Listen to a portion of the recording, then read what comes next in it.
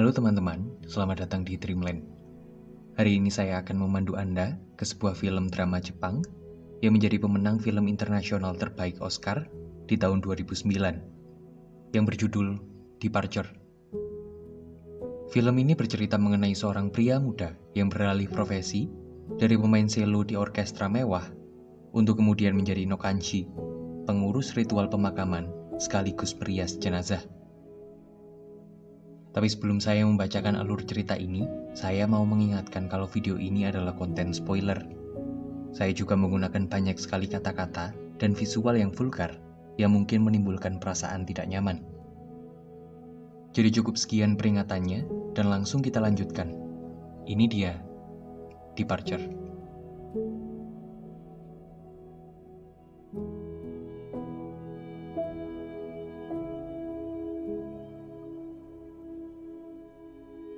Film dibuka dengan lantunan indah sebuah orkestra besar yang sedang bermain di panggung teater eksklusif milik mereka sendiri.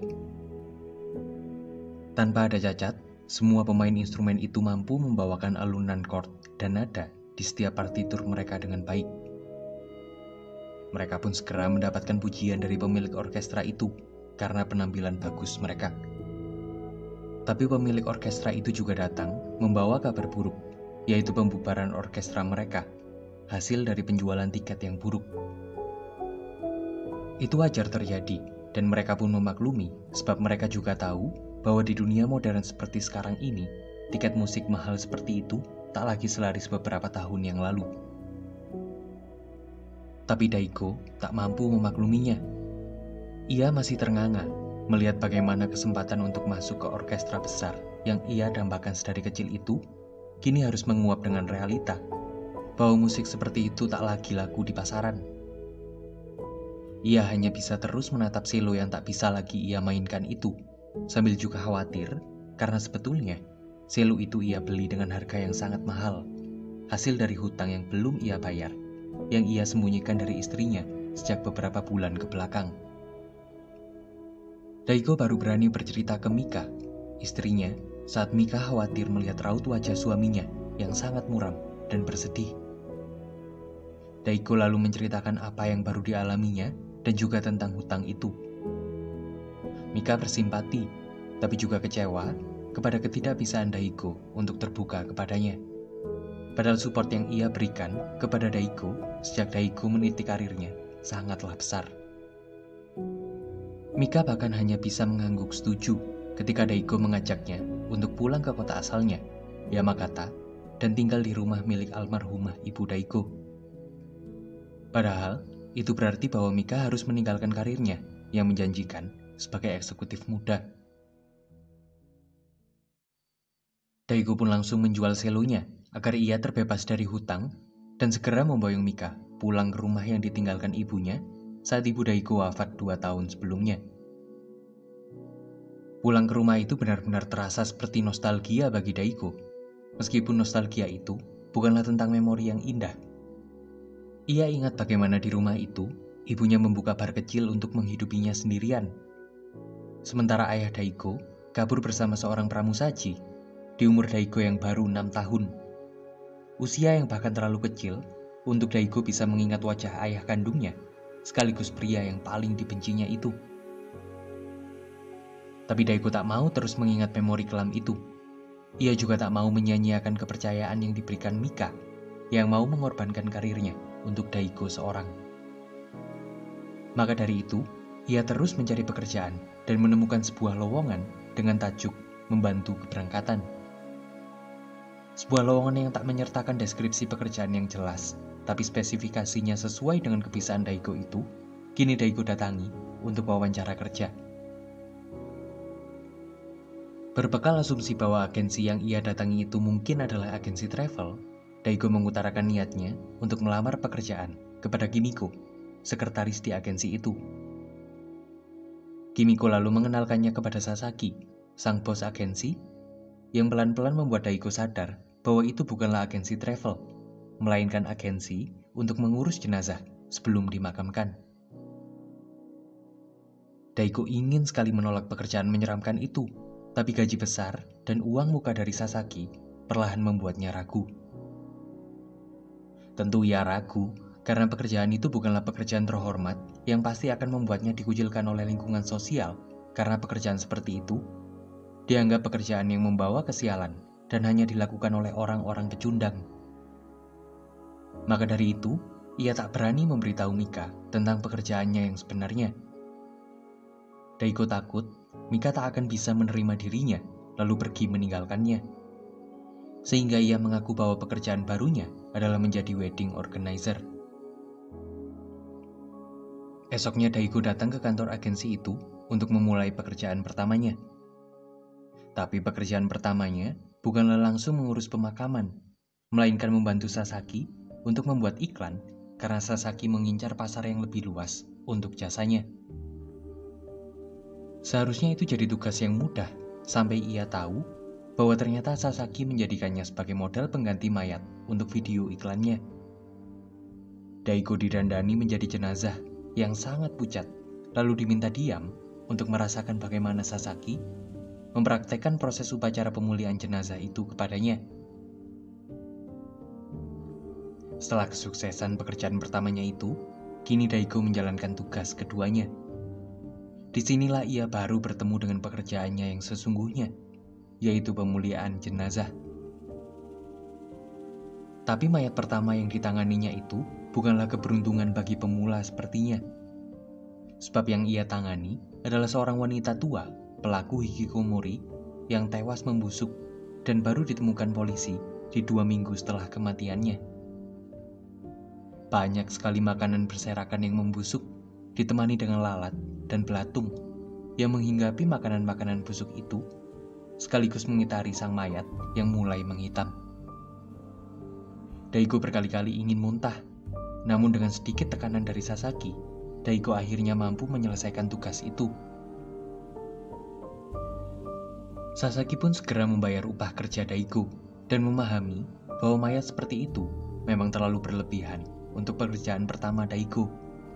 Sehingga Sasaki menyuruh Daiko untuk mengambil cuti beberapa hari. Daiko lalu pulang dengan keadaan yang lemas dan menyadari bahwa orang-orang di bis yang ditumpanginya mengeluhkan bau mayat yang menempel di badannya. Itu membuat Daiko takut ketahuan istrinya dan memilih berbelok ke pemandian air panas tua di kota itu untuk membersihkan dirinya terlebih dahulu. Ia menyabuni badannya berkali-kali, dan setelah ia yakin betul bahwa bau badannya hilang, Daiko baru berani pulang. Ia baru menyadari bahwa tempat pemandian itu ternyata adalah milik Suyako, ibu dari Yamashita, teman masa kecil Daiko dulu. Mereka pun segera mengenali satu sama lain dan berjanji akan pergi minum bersama jika mereka punya waktu luang. Daiko lalu pulang dan semakin bimbang dengan pekerjaannya. Ia masih sangat terngiang-ngiang dengan mayat yang tadi diurusnya itu dan kembali mempertanyakan keputusannya untuk tetap meneruskan pekerjaannya itu atau tidak. Di tengah bimbangnya, Daiko coba mengambil selo tua yang dulu dipakainya berlatih saat ia kecil. Kini ia kembali memainkan selo itu yang jelas terlalu kecil dengan proporsi tubuhnya yang sekarang. Tapi itu ia lakukan untuk mengenang apapun memori yang ia punya tentang ayahnya, yang selalu memintanya menjadi pemain selo yang hebat, dan hanya meninggalkannya dengan sebuah batu bertulis, tanda cinta ayah kepadanya, yang sebenarnya tak pernah ia bisa percaya, apalagi ayah Daiko meninggalkan Daiko dan ibunya demi perempuan lain. Memori itu tak pernah ia bisa hayati dengan hati yang damai, sekeras apapun Daiko berusaha. Bahkan ia coba mendatangi sungai tempat ayahnya memberi batu bertulis itu. Tapi justru kebencianlah yang makin berkecamuk di dalam hatinya. Tapi tiba-tiba lamunannya dikacaukan oleh Sasaki yang datang dan mengajaknya untuk pergi bekerja. Daiko sebetulnya masih enggan menjalankan pekerjaan itu, namun Sasaki berjanji hanya menyuruh Daiko untuk melihat tanpa perlu membantunya. Kali ini adalah jenazah wanita kaya yang masih muda dan berbeda 180 derajat dari mayat pertama yang Daiko tangani. Wanita itu sungguh cantik dan terawat, jauh dari bau mayat busuk seperti sebelumnya. Apalagi kali ini, Sasaki menunjukkan kepada Daiko bagaimana keahliannya yang sesungguhnya. Bagaimana Sasaki dengan lembut memuliakan jenazah wanita itu dan melakukan upacara yang sangat luhur untuk melakukan penghormatan terakhir kepada sang jenazah, juga keluarga yang ditinggalkannya. Bahkan Sasaki mendandani mayat wanita itu menjadi sangat cantik, yang kemudian mampu mendatangkan tangisan pemercik rasa damai bagi keluarga sang jenazah. Bahkan saking terkesannya, suami sang jenazah itu berkali-kali berterima kasih kepada Sasaki yang sangat mampu memuliakan mendiang istrinya. Itu ternyata mampu membuat Daiko berubah pikiran dan mulai nyaman karena perlahan ia tahu bahwa pekerjaannya itu adalah pekerjaan mulia dan dilakukan dengan penuh keindahan. Tapi saat ia mulai menyukai pekerjaannya itu, di saat yang sama, tetangga-tetangga Daiko mulai tahu tentang pekerjaan baru Daiko dan mulai membicarakannya. Yamashita yang juga mendengarkan berita itu mulai menghindarinya dan menyuruhnya pergi mencari pekerjaan yang lebih terhormat. Tak hanya itu, lebih buruk lagi, Mika ternyata sudah curiga pada gelagat aneh Daiko dan menemukan video iklan Daiko itu terputar di televisi. Mika jelas malu dengan pekerjaan suaminya itu dan meminta Daiko keluar dari pekerjaannya. Tapi Daiko hanya diam dan seolah menolak untuk berhenti, sehingga Mika meninggalkan Daiko dan pulang ke Tokyo. Cap buruk di mata masyarakat dan kehilangan istri yang pergi meninggalkannya itu benar-benar membuat Daiko yakin untuk berhenti dari pekerjaannya. Ia lalu mendatangi Sasaki di ruangannya dan ingin mengajukan izin pengunduran diri. Tapi ia malah dijamu Sasaki untuk makan bersama di ruangan yang sangat indah, berias banyak bunga-bunga cantik itu, yang ternyata juga adalah tempat penyimpanan abu istri Sasaki. Sasaki lalu menceritakan bagaimana sedihnya saat ia ditinggalkan istrinya mati, yang membuatnya tak rela melepaskan kepergian istrinya itu lewat tangan orang lain, dan memilih untuk melakukan tugas pemulihan jenazah istrinya itu seorang diri. Ternyata karena kehilangan istrinya itulah yang kemudian menjadi alasan Sasaki untuk memulai bisnis agensi itu. Cerita Sasaki itu benar-benar mengusik pikiran Daiko. Tanpa sadar, dalam 2 bulan setelah Mika meninggalkannya, Daiko hanya berjalan mengikuti kata hatinya, yang justru terus membuatnya melakukan lebih banyak pemulihan jenazah dan menunda mengejar kembali Mika untuk pulang. Daiko yakin bahwa Mika juga seperti dirinya, hanya mencoba berjalan mengikuti kata hatinya, meskipun kata hati Mika itu terus mendorong Mika menjauh dari Daiko.